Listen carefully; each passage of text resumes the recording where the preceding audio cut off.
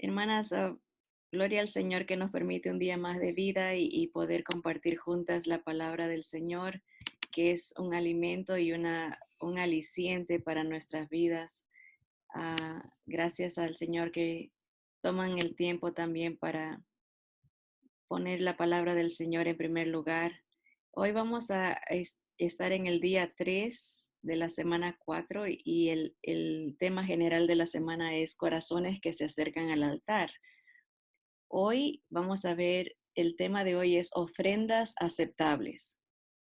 Y vamos a leer el tesoro de hoy que está en el libro de Levítico, capítulo 1, versículo 3. Libro de Levítico 1, versículo 3. Y dice, si su ofrenda fuere holocausto vacuno, macho sin defecto lo ofrecerá.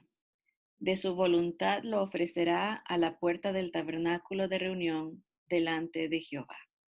Vamos a orar. Señor amado, rogamos en esta tarde, Señor, que tu Santo Espíritu, Señor, es, nos enfoque en las cosas celestiales, Señor, que revele y ilumine nuestras mentes para comprender tu palabra, Señor. Háblanos individualmente, solo como tú sabes, Señor. Tú conoces cada necesidad, cada corazón.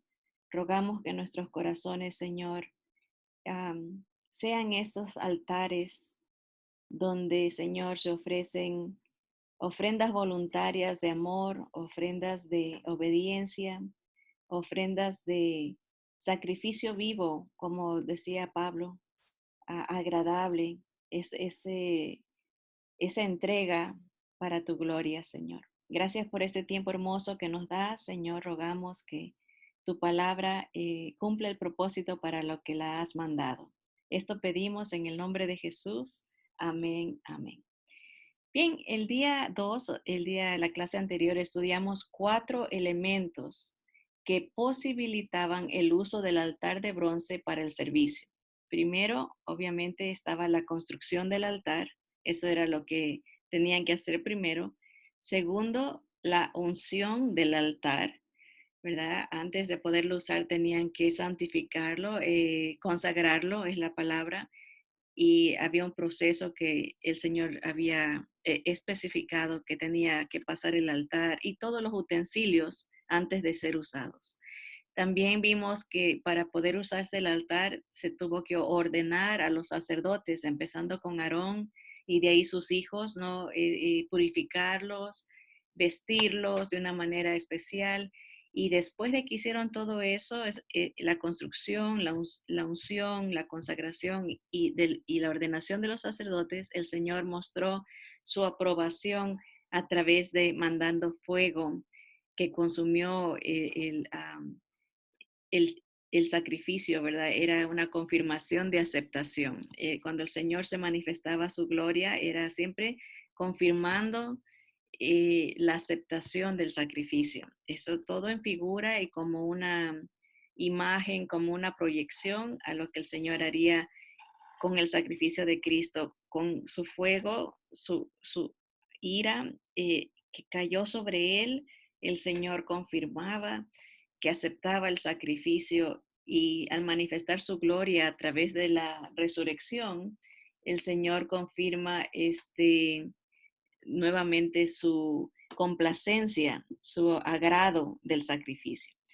Bien, hoy vamos a leer en Levítico 1, ahí a donde estaba nuestro tesoro de hoy. Vamos a leer desde el versículo 1 al versículo 9 para entender el establecimiento de, de los diferentes sacrificios que se conocen como ofrendas, ¿verdad? Levítico 1, del 1 al 9, dice, llamó Jehová a Moisés y habló con él desde el tabernáculo de reunión. ¿Verdad? Ya el Señor ya está manifestándose directamente desde este lugar. Y le dijo, habla a los hijos de Israel y diles, cuando alguno de entre vosotros ofrece ofrenda a Jehová, de ganado vacuno u ovejuno, haréis vuestra ofrenda. O sea un becerro o sea un cordero. Esa es la idea, ¿verdad? Vacuno o ovejuno. Dice, si su ofrenda fuere holocausto vacuno, macho sin defecto lo ofrecerá, de su voluntad lo ofrecerá a la puerta del tabernáculo de reunión delante de Jehová. Y pondrá su mano sobre la cabeza del holocausto y será aceptado para expiación suya. Entonces degollará el becerro en la presencia de Jehová, y los sacerdotes, hijos de Aarón, ofrecerán la sangre y la rociarán alrededor sobre el altar, el cual está a la puerta del tabernáculo de reunión. Y desollará el holocausto y lo dividirá en sus piezas. Y los hijos del sacerdote Aarón pondrán fuego sobre el altar y compondrán la leña sobre el fuego. Luego los sacerdotes, hijos de Aarón, acomodarán las piezas, la cabeza y la grosura de los intestinos sobre la leña que está sobre el fuego que habrá encima del altar. Y lavará con agua los intestinos y las piernas, y el sacerdote hará arder todo sobre el altar. Holocausto es ofrenda encendida de olor grato para Jehová. Ok, entonces aquí vemos la primera descripción de un sacrificio, aquí como lo denominan un holocausto, una ofrenda encendida, o sea, algo que iba a pasar por fuego. Noten el proceso, era algo individual, la persona tenía que traer su sacrificio y ponerle las manos sobre la cabecita de la víctima, así como vemos aquí en la foto. El individuo tenía que hacer esto, no el sacerdote, sino el que traía la ofrenda, ponía la mano sobre el becerro o el cordero o también cabras, pero tenían que ser machos, no se aceptaban hembras, tenían que ser machos cabríos sin defecto, perfectos, ni una manchita. Dice que los sacerdotes eran muy meticulosos en asegurarse que no tengan ni un solo pelo negro, tenían que ser completamente blancos. Y al ponerle la mano sobre la cabeza, la misma persona tenía que degollar a la víctima, o sea, ponían una mano sobre la cabeza de la víctima y con otra mano ellos mismos tenían que degollar, y de ahí el sacerdote tomaba a la víctima y la ponía sobre el altar. Como hemos leído, la sangre la ponían en los cuernos del altar de bronce y la salpicaban alrededor o la rociaban sobre la tierra. Esto, bueno, vamos a leer la significancia, pero Levítico, el versículo que leímos en la clase anterior de Levítico 9:7, dice que Moisés le dijo a Aarón, acércate al altar y haz tu expiación y tu holocausto, y haz la reconciliación por ti y por el pueblo. Haz también la ofrenda del pueblo y haz la reconciliación por ellos, como lo ha mandado Jehová. O sea, era un sacrificio personal, y en el caso de Aarón también lo podía hacer por el pueblo completo. Toda salvación, incluyendo la del Antiguo Testamento como la del Nuevo, descansa sobre este precepto. La aceptación siempre está basada en la expiación, o sea, alguien tenía que morir para salvar a otro. En el caso como aquí en la foto que vemos de las manos sobre la víctima, eso habla de la palabra imputación, que quiere decir que se le echa la culpa a otro, aunque sea inocente. Ese otro recibe el cargo, recibe el delito del culpable, siendo inocente, o sea, se le transmite.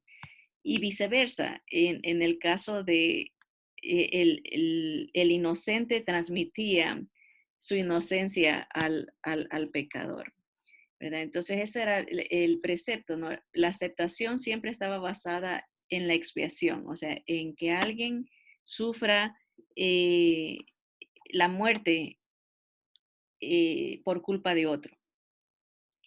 En el tiempo anterior al Calvario, o sea, antes de que Jesús muriera, la salvación de cada israelita estaba basada en su fe en la aceptación de Dios sobre el tipo o la imagen de la expiación que Él les había revelado. O sea, cuando ellos llevaban la ofrenda voluntaria, tenían la fe de que Dios iba a aceptar ese sacrificio porque Dios lo había requerido. Ellos estaban siguiendo lo que Dios pedía y la fe en que Dios iba a aceptar esa ofrenda era lo que a ellos los salvaba. Dice, así como nosotros somos salvos por fe al mirar atrás a la obra redentora de Cristo en el Calvario, los israelitas eran salvos por fe al mirar hacia adelante a esa obra que iba a llegar. O sea, es una diferente perspectiva, pero una misma base, un mismo precepto. Salvos por fe, unos por la obra que ellos anticipaban que iba a venir, y en el caso nuestro, fe, salvación por fe en la obra que ya se hizo en la cruz del Calvario. Ellos ponían la fe en la revelación de Cristo que les había sido dada por medio de los sacrificios expiatorios. O sea, ellos confiaban que estos procesos apuntaban a algo superior, ¿verdad? Veamos la expiación como los israelitas lo entendían. Todo, si uno quiere estudiar todas las ofrendas que Dios pedía, tiene que ir al libro de Levítico. Y desde el capítulo 1 al capítulo 7 nos ofrece la mejor descripción resumida del sistema de sacrificios en Israel. Este pasaje nos presenta 5 tipos de sacrificios que los enumeraremos a continuación. Al estudiar cada una de las siguientes ofrendas, subraye o destaque los aspectos distintivos que lo ayudarán a recordarla. Cuando vayamos leyendo cada tipo de sacrificio, tal vez haya algo que a usted le llame la atención más el uno que del otro y así se va a poder acordar los diferentes tipos de sacrificios. Bien, aquí están. Los voy a hacer un poquito más grande para ver si lo pueden ver bien. El primer tipo de ofrenda que el Señor explica o requiere en el libro de Levítico, desde el capítulo 1 al 7, está la ofrenda llamada el holocausto u ofrenda quemada. Cuando escuchemos la palabra holocausto, siempre vamos a entender que es algo que se va a quemar, ¿verdad? El holocausto. Ah, ahorita me acordé, estaba leyendo el otro día algo acerca del sufrimiento de los judíos. Y esa palabra holocausto explicaban que fue usada por Hitler, porque para el judío el holocausto, la palabra holocausto siempre la iba a relacionar con una ofrenda que se quemaba. Y entonces él, en cinismo y sarcasmo, usó ese nombre para decir que ellos iban a ser los que iban a ser quemados, como ellos eran como el sacrificio que él estaba ofreciendo, como una burla, usando este mismo concepto, porque para ellos la palabra holocausto siempre tenía que ver con una víctima que iba a ser quemada. Eso como una nota que ahorita me acordé de ese detalle, que uno a veces usa palabras y dice, oh, el tiempo del holocausto, pero tenía un propósito siniestro el uso de esa palabra.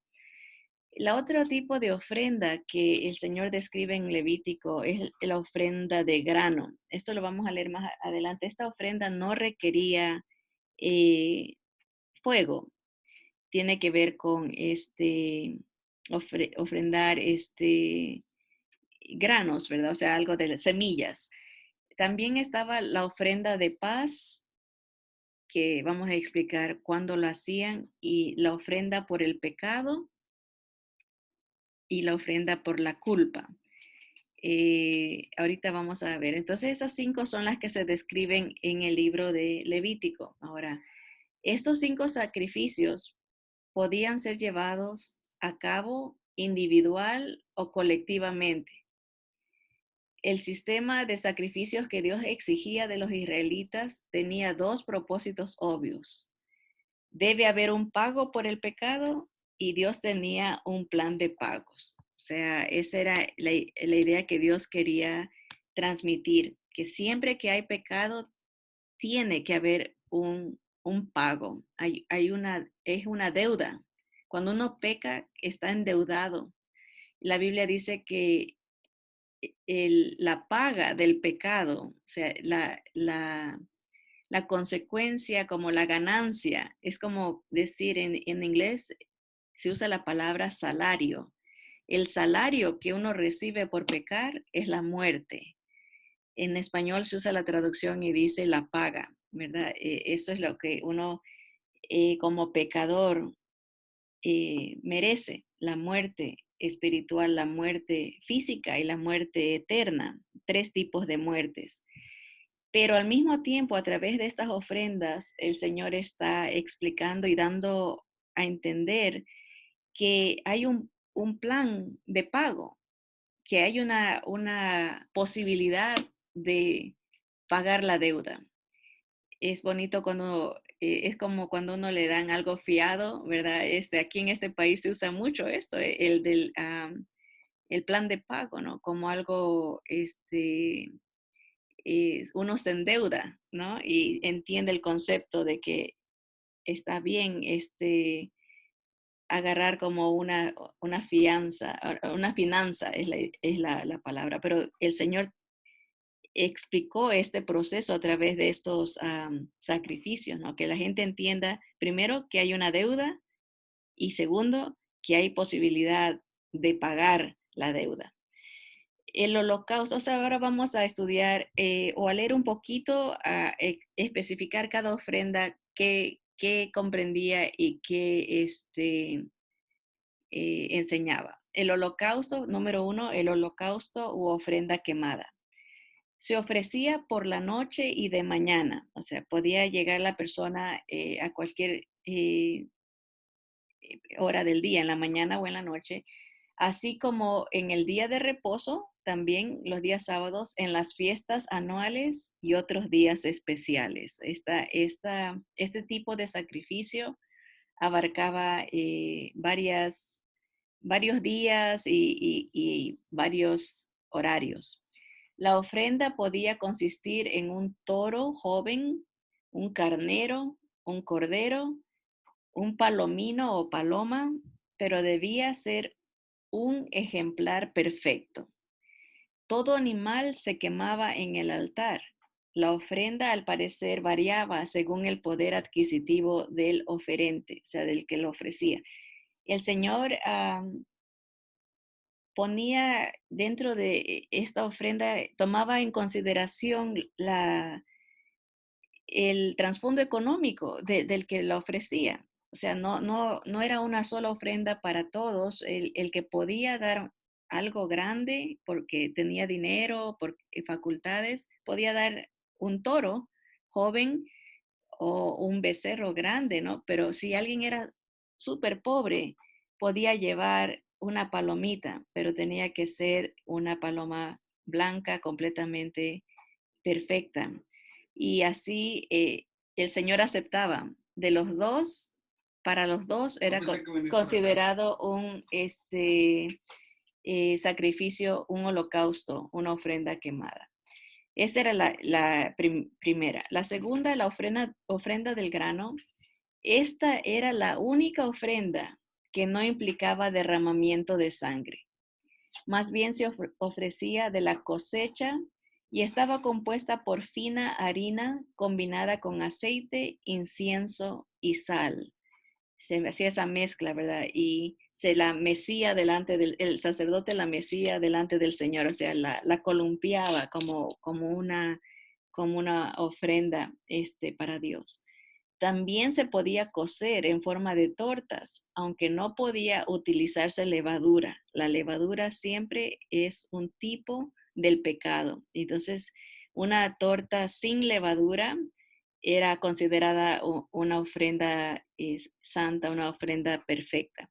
Una parte de esta ofrenda era quemada sobre el altar y el resto se daba a los sacerdotes. O sea, aunque no implicaba derramamiento de sangre, de todas maneras se lo ofrecía en el altar. Y la otra parte de esa ofrenda la podían comer los siervos, ¿verdad? Disfrutaban de esa bendición. La ofrenda de paz, que vamos ya dos, el holocausto y la ofrenda de grano. La ofrenda de paz, la número 3, las instrucciones para esta ofrenda eran muy similares a la del holocausto u ofrenda quemada, con la diferencia básica de que solo cierta parte de los órganos internos se quemaban. Los sacerdotes recibían el pecho y el muslo derecho y el oferente recibía una cantidad de carne para una comida de celebración. El corazón de la ofrenda de paz era la gratitud. O sea, cuando alguien venía con su ofrenda de paz, eh, era más específicamente porque venía a agradecer algo que Dios le había dado o había hecho. O sea, ese era el corazón de esa ofrenda, ese era el propósito o la intención de la ofrenda de paz. Era reconocer en gratitud las bendiciones que el Señor había otorgado y por eso es un poquito diferente a la de los holocaustos que es por el pecado, ¿verdad? Esta no se sacrificaba todo el animal, se repartían ciertas partes de la piezas del animal para el sacerdote y otra parte, una cantidad de carne para el oferente, el que ofrecía, y era una comida para celebración. Ahora, la número 4, la ofrenda número 4, dice la ofrenda por el pecado. Esta ofrenda tenía como fin expiar el pecado cometido sin intención. O sea, el Señor da, aunque uno no lo crea, ¿verdad? Categorías de pecados que pueden ser hechos sin el conocimiento del ofensor, ¿verdad? A veces, o sea, que no fue algo planeado, fue algo no intencional. A veces hasta inclusive hay una estipulación, si alguien mataba a alguien como decía el Chapulín Colorado, sin querer queriendo, o el Chavo del Ocho, ¿no? Dice, sin querer queriendo. A veces podían estar trabajando en el campo, ¿verdad? Y dice, y de repente se le salía el hacha y salía volando y lo golpeaba y mataba a su compañero. Era un pecado no intencional, a pesar de que moría, podían ellos huir a un lugar de refugio hasta que se aclarara el asunto y después del juicio el sacerdote le requería que haga una ofrenda por el pecado, que era una ofrenda por algún pecado no intencional, algo que fue sin querer. Muchas de las instrucciones ya planteadas para los otros sacrificios de animales también se aplicaban a esta. Una diferencia fundamental era la instrucción distintiva de que si era el sacerdote o toda la congregación en conjunto. O sea, aún el sacerdote podía entrar en esta categoría de cometer un pecado no intencional, ¿verdad? A él también se le daba esa oportunidad, ese chance, como decimos nosotros.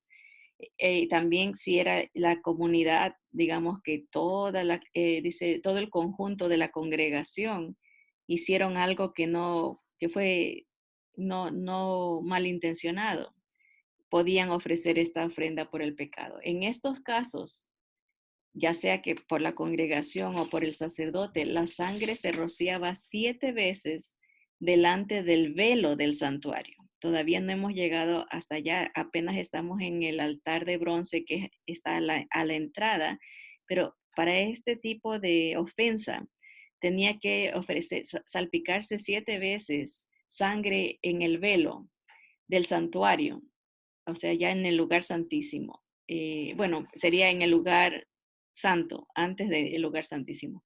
Y luego sobre los cuernos del altar de incienso. Este era otro altar chiquito que era para ofrecer un olor grato, el humo, ¿verdad? Del perfume del incienso. Ahí tenían que poner sangre también sobre ese altar.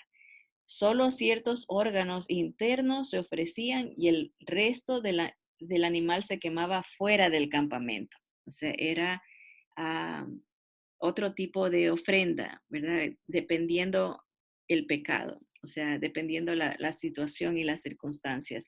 Pero este llevaba a que se presente la sangre dentro del tabernáculo y el resto del animal se quemaba fuera del campamento. Ya sabemos lo que es el campamento, ¿no? O sea, el lugar de reunión de los israelitas, ¿se acuerdan esa forma de cruz que hacían? Y la última ofrenda, la número 5, es la ofrenda de la culpa. Algunas veces en las escrituras se le llama también ofrenda por el pecado y por lo tanto es difícil de distinguirla de la que acabamos de leer, o sea, del pecado no intencional. La diferencia más notable entre ambas es que la ofrenda por la culpa tenía que ver fundamentalmente con una restitución. O sea, así como se ofrecía una ofrenda para gratitud, esta ofrenda por la culpa era con la idea de que voy a restaurar eh, al ofendido, voy a restaurar al que sufrió, ¿verdad? Es decir, el sacrificio iba acompañado por cierta clase de pago en devolución o restitución a quien había sufrido la ofensa. O sea, el Señor tomaba en consideración eso, ¿no? De que hay pecados que no solamente ofenden al Señor, sino hay pecados que se los llama horizontales, ¿verdad? Hay pecados que son verticales, que ofenden a Dios, es entre el pecador y Dios, pero hay pecados horizontales, ¿verdad? Como los 10 mandamientos nos da una descripción de los que son verticales, no tendrás dioses ajenos delante de ti, y de los que son horizontales, ¿verdad? Empezando con honrarás a padre y madre, ¿no? O sea, las relaciones entre los humanos, ¿verdad? Entonces, esta ofrenda, este sacrificio de la ofrenda de la culpa llevaba la idea de un pecado horizontal donde voy a hacer una restitución, voy a pagar al que he ofendido, voy a devolverle, voy a hacer un pago que ah, cubra la pérdida del que había sufrido la ofensa. Ah, yo pensaba, dice la autora del estudio, que los sacerdotes hacían toda la matanza. Yo creo que todos pensamos eso, ¿no? De que el sacerdote tomaba al becerro y lo degollaba y de ahí lo subía al altar, pero no era así. Cada persona que deseaba expiación hacía un sacrificio personal. ¿Imagina usted poner una mano sobre la cabeza del animal y degollarlo con la otra? Nos estremecemos de solo pensarlo, pero mientras el pecador sostenía la cabeza del animal que estaba muriendo, el propósito de Dios se mostraba vívidamente en color carmesí, porque la sangre es escandalosa y tremenda, ¿no? En el momento que uno abre una vena, se va a ver toda la sangre, todo rojo, carmesí. Una víctima inocente perdía su vida a causa del pecado de quien la mataba. O sea, uno mismo era responsable de ver el sufrimiento de la víctima inocente por culpa de el que ofrecía el sacrificio. Dios deseaba que los seres humanos comprendieran hasta cierto punto qué precioso precio se iba a pagar siglos más tarde en un altar de madera montado en el Gólgota, pero con una significativa diferencia. Dios nunca le pidió a uno de ellos que sacrificara a su hijo único en un altar. Eso era la realidad. La gente tenía que llevar animales, sea vacuno, ovejuno o de aves, ¿no? Palomas o granos, pero nunca el Señor dijo, quiero que me sacrifiquen a sus únicos hijos. Eso fue algo que solamente en el caso de Abraham, pero no se llevó a cabo, fue nomás una prueba que apuntaba a lo que el Padre santo iba a ser por nosotros, ¿verdad? Así que el Señor tuvo siempre quería hacernos entender hasta cierto punto cuánto iba a costar el, el sacrificio, la entrega de su hijo, ¿verdad? Ahora, la culpa era el lazo emocional que unía al pecador israelita con el animal. O sea, la persona, el individuo, sabía que por su culpa, este pequeñito, esta víctima inocente, aunque haya sido grande, ¿verdad? Este becerro, este toro que no tenía culpa, la culpa conectaba al pecador israelita con el animal.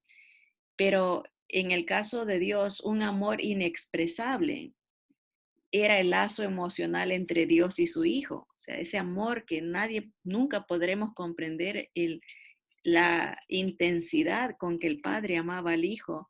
¿Cuánto habrá deseado el Padre sostener la cabeza de su precioso Hijo cuando la vida se escapaba de él? ¿Verdad? En figura, el pecador podía sostener sintiendo esa conexión emocional de culpa y de eh, transferencia, ¿no?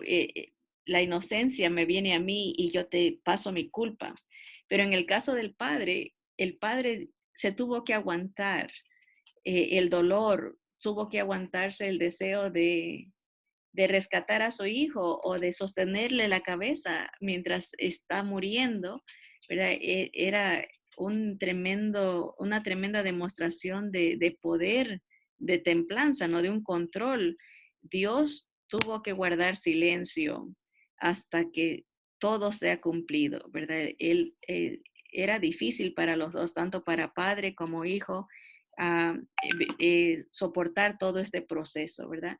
Juan 6:39 nos dice, y esta es la voluntad del Padre, el que me envió, está hablando Jesús, que de todo lo que me diere no pierda yo nada, sino que lo resucite en el día postrero. O sea, la carga de la culpa que iba sobre los hombros del Señor, la voluntad del Padre era que el Señor no pierda nada, o sea, que su sacrificio valía tanto que incluía, podía incluir a toda la humanidad, pero no toda la humanidad desea aceptar. Y el Señor dice, de los que el Padre me ha dado, los que Él ya sabe que se van a salvar, yo no voy a perder a nadie, sino que lo voy a resucitar al fin, cuando sea el tiempo, ¿no? En el día postrero, voy a ver el resultado de mi sacrificio, ¿verdad? Por eso dice el Señor, por el gozo puesto delante de Él aguantó, sufrió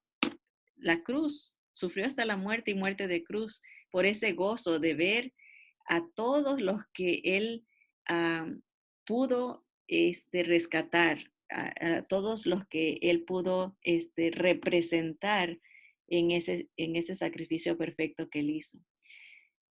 Este detalle importante que no queremos perder nos dice que al caer la noche, Aarón y sus hijos debían degollar y quemar un sacrificio vespertino que por orden de Dios debía quedar ardiendo sobre el altar toda la noche.